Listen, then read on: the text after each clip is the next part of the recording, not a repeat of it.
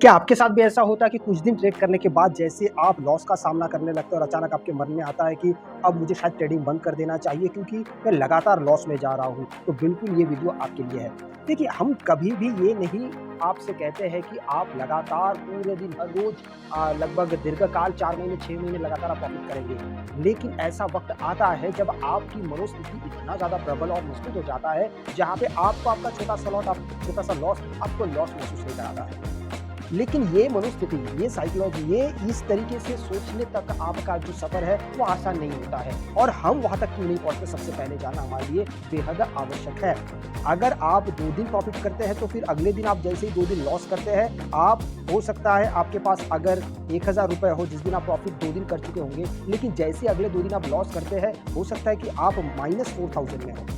ये बिल्कुल संभव है और ज़्यादातर लोग इसी परेशानी से पीड़ित हैं। तो इसका समाधान क्या है? इसका समाधान सबसे पहले आपको ढूँढना पड़ेगा आपकी ट्रेडिंग स्ट्रैटेजी पे।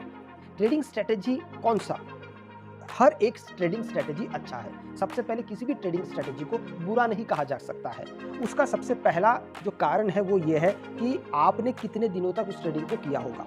दूसरी, अगर आप उसमें लॉस ज़्यादा है, तो बेहतर होगा कि आप उस लॉस को आप अगर मान लीजिए आप 10 ट्रेड लेते हैं, 10 में अगर 7 आप प्रॉफिटेबल है, लेकिन जो 3 आप लॉस कर रहे हैं, वो लॉस हो सकता है आपके 7 के प्रॉफिट को अगर वो लेके जाता है, तो बिल्कुल वो स्ट्रैटेजी आपके लिए नहीं है। हालाँकि ये जो 3 आप जो स्टॉप लॉस दे रहे हैं, ये जो लॉस आप कर रहे हैं, ये सबसे ज़्यादा होता है कि आप ये 3 लॉस को इतना ज़्यादा सोच के लेते हैं कि नहीं मुझे नहीं देना है और ये 3 लॉस ऐसा हो जाता है कि आपके बिल्कुल इच्छा के विरुद्ध आप देते हैं, तब ये लॉस बड़ा होता है। शुरुआत होता है छोटा-सा ₹500, उसके बाद 500 का 1000 बन जाता है, 1000 का 1500, 1500 का फिर आपको 2500 बन जाता है, तब आपको लगने लगता है नहीं अब शायद मुझे एग्ज़िट हो जाना चाहिए।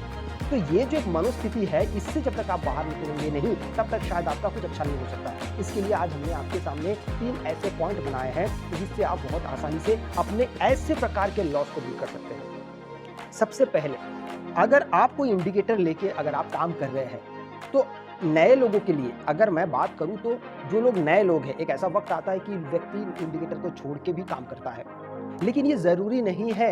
याद रखिएगा कि हर एक सक्सेसफुल ट्रेडर ऐसा नहीं है कि सिर्फ और सिर्फ प्राइस एक्शन पे काम करता है। बहुत सारे लोग हैं, मैं पर्सनली जानता हूं, जो लोग इंडिकेटर को लेके काम करते हैं। अब ये कौन सा इंडिकेटर है? क्या वो इंडिकेटर बड़ा सीक्रेट है? क्या वो इंडिकेटर बड़ा नायाब है? नहीं, ऐसा कुछ नहीं है। वही इंडिकेटर जो आपको ट्रेडिंग व्यू पे मिलते हैं। लेकिन एक्सपर्ट्स तो यही कहते हैं कि इंडिकेटर में तो पैसा नहीं बनता है, इंडिकेटर कभी भी सही समय पे आपको ट्रेड नहीं देता है। हाँ, ये बात 100% सत्य है कि आपको सही समय पे वो ट्रेड नहीं देता है, लेकिन जब वो देता है तो वो कम से कम 3 दिन का लॉस का पैसा आपको रिकवर करके दे सकता है। इतना ज़्यादा उसमें ताकत हो सकती है। तो इसका मतलब ये है कि जो लोग ट्रेडिंग करते हैं, मान लीजिए मार्केट, अगर मैं इसी चार्ट का मैं इस्तेमाल करूं, मैं आपको एक उदाहरण देता हूं, ठीक है? समझने की कोशिश करिए कि मैं उदाहरण आपको क्या दे रहा हूं। अभी मार्केट शुरू कहां से हुआ था? आज का अगर मैं मार्केट की बात करूं, तो मान लीजिए आज शुरू होता है आपका इस जगह से। ये एक ब्रेकआउट है। इस ब्रेकआउट को आप अगर ज़रा ध्यान से देखेंगे तो आपको चीज़ें बहुत आसानी से समझ में आने लगेंगी। अब इस ब्रेकआउट को देखिए आप। इस जगह से मार्केट में आज ब्रेकआउट मिला है। कोई भी इंडिकेटर की मैं बात कर रहा हूँ। अब हो सकता है वो इंडिकेटर यहाँ पे ना देके यहाँ पे कहीं दिया होगा बाय करने का सिग्नल, और किसी ने अगर उसको खरीद भी लिया होगा तो उसको क्या लॉस होगा? नहीं होगा उसको लॉस, उसको फायदा ही हुआ होगा।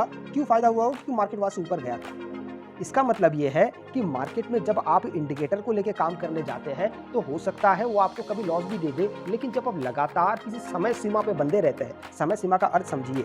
बहुत सारे लोग 9:15 बजे से लेके 3:30 बजे तक इंडिकेटर को देखने और उस पर काम करने की कोशिश करते हैं। मेरे ख्याल से सबसे पहली गलती ये हो जाती है। अगर आप अपने समय को बांध लें या रेस्ट्रिक्टेड कर लें, मतलब उसका एक समय सीमा बना लें कि भाई 9:15 बजे मार्केट शुरू होता है, वहां से मैं मान लेता हूं कि 12 बजे तक इंडिकेटर मुझे जैसा निर्देश करेगा मैं वैसा करूंगा, उसके बाद अपने ट्रेडिंग को बंद कर दूंगा।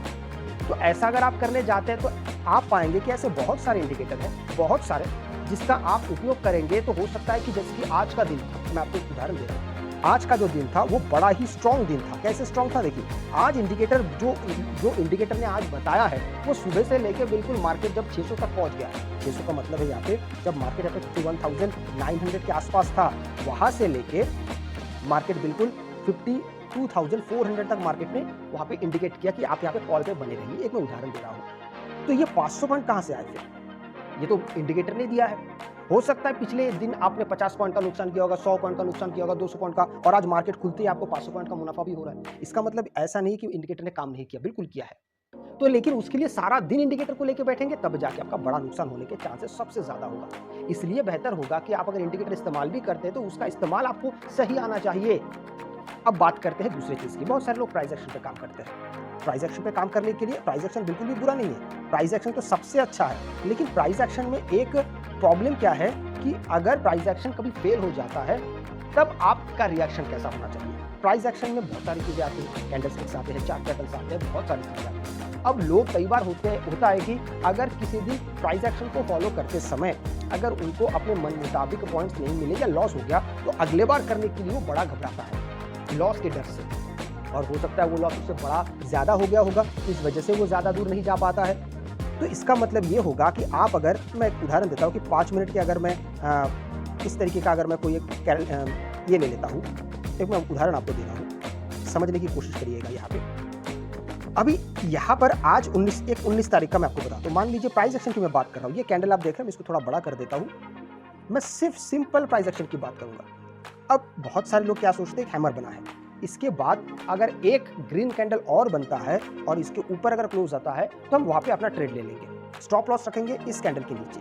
अब ये क्या हो गया, प्योर प्राइस एक्शन। बहुत सारे लोग जैसे ही ये वाला रेड कैंडल बनेगा, ये वाला रेड कैंडल, वो सोचेगा अरे यार ये कैंसिल हो गया, अभी ये हैमर कोई काम ही नहीं करेगा। लेकिन ध्यान से देखेंगे तो मार्केट जब यहाँ से इस कैंडल से बनना शुरू हुआ तो इस हैमर का जो स्टॉप लॉस है उसको ब्रेकडाउन दिया ही, नीचे आया ही नहीं। और उसके बाद ये वाला जो बड़ा ग्रीन कलर का कैंडल देख रहे हैं आप, इसी कैंडल ने इस ग्रीन कैंडल को, ग्रीन हैमर को एक्टिवेट किया है, और वहाँ से देखिए मार्केट कितना ज़्यादा बुलिश हुआ। कितना ज़्यादा अगर देखना चाहते हैं तो 51,100 से लेके मार्केट फिर ऊपर भी कितना आया था देखिए, ये लगभग 51,900 के आसपास आ गया। 800 पॉइंट की रैली, 800 पॉइंट कम नहीं होते हैं। लेकिन ये सब समझने के लिए आपके पास क्या क्या चाहिए, ये सब समझने के लिए आपके पास दृढ़ निश्चय चाहिए। और एक मैं आपको दिखाता हूँ, ये आप इसको देखिए, ड्रैगन फ्लाई पहला वाला कैंडल, उसके बाद वाला कैंडल उसके ऊपर क्लोज दे रहा है। नियम में ही है, हैमर या ड्रैगन फ्लाई अगर बनता है उसके ऊपर अगर और कैंडल क्लोज देता है तो मार्केट फिर बुलिश हो जाए। तो आपके यहीं से आप मार्केट को, बुलिशनेस को पकड़ सकते थे। यहाँ पे कितना चल रहा था, 50,800, मार्केट कहाँ तक गया था, 51,900 तक। तो इन सब चीज़ों को जब आप कभी, अब फेल कब होते हैं, जब आप उसको बहुत ध्यान से नहीं पढ़ते हैं।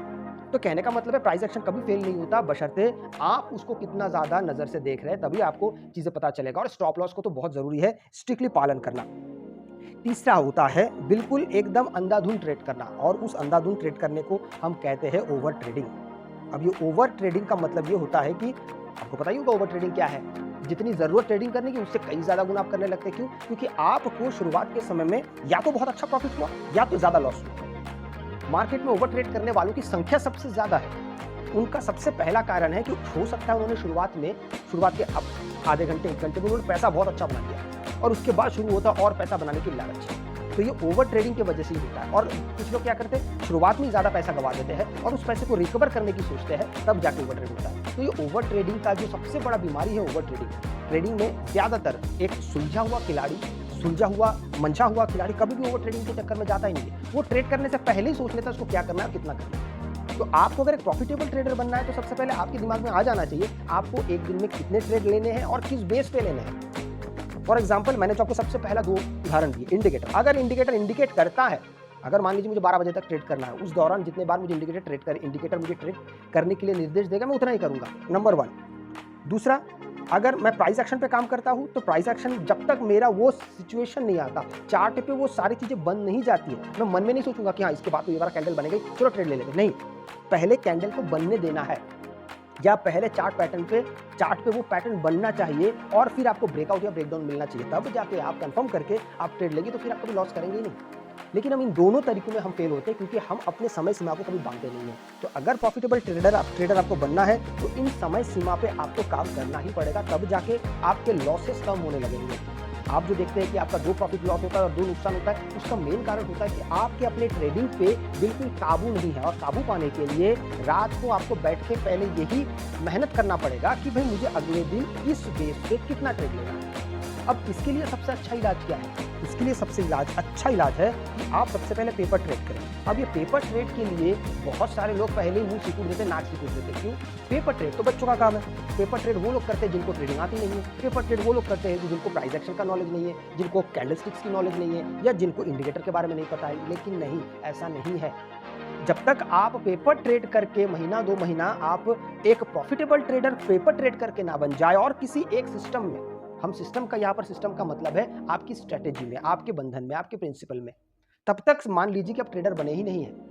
बात रही लॉस की, तो आपके पेपर ट्रेडिंग में भी लॉस होगा। अगर आपका स्ट्रेटेजी में लॉस अगर रेशियो के हिसाब से है कि भाई मैं 20 बार ट्रेड लेता हूं तो 15 बार तो प्रॉफिटेबल होता ही है, बाकी 5 बार हो सकता है मुझे लॉस होता है, लेकिन मैं छोटे लॉस लेके निकलता हूं। ये जब तक आप लगातार दीर्घकाल 2-4 महीने अगर आप पेपर ट्रेड करके दिखला नहीं देंगे खुद को, किसी दूसरे को दिखाने की आवश्यकता ही नहीं। खुद को दिखाइए कि भाई हाँ, ये वाला स्ट्रेटेजी मेरे लिए जबरदस्त काम करता है, इससे अधिक मुझे और कुछ चाहिए ही नहीं और मेरे लिए ये हमेशा ही अच्छा रहेगा।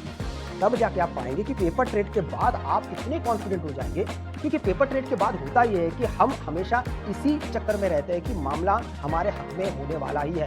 लेकिन ये जो सिस्टम है, ये सिस्टम को आप अगर करना चाहते हैं तो उसके लिए आपको कड़ी मेहनत करनी पड़ेगी और कड़ी मेहनत आती है शुरुआत के सोच विचार से। मेहनत कभी भी आप शरीर या दिमाग से तभी कर पाएंगे जब आप पहले उसके बारे में सोच चुके हैं और फैसला कर चुके हैं कि मुझे पूरा करना है, तभी जाके ये संभव है। अगर आप 2-2 दिन में सोचेंगे ये वाला काम नहीं करना तो दूसरा, दूसरा नहीं तो तीसरा, तीसरा नहीं तो चौथा, इस प्रकार से आप कभी भी प्रॉफिटेबल ट्रेडर को छोड़िए, आप तो फिर बहुत ज़्यादा नुकसान के रास्ते पर चल पड़ेंगे।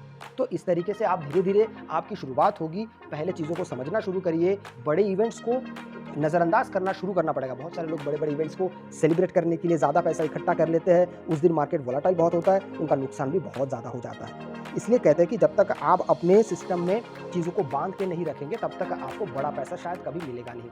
अगर आपको ये वीडियो अच्छा लगे, लाइक शेयर सब्सक्राइब जरूर कीजिएगा। आपसे मैं अगली वीडियो मिलता हूँ, तब तक के लिए जय हिंद।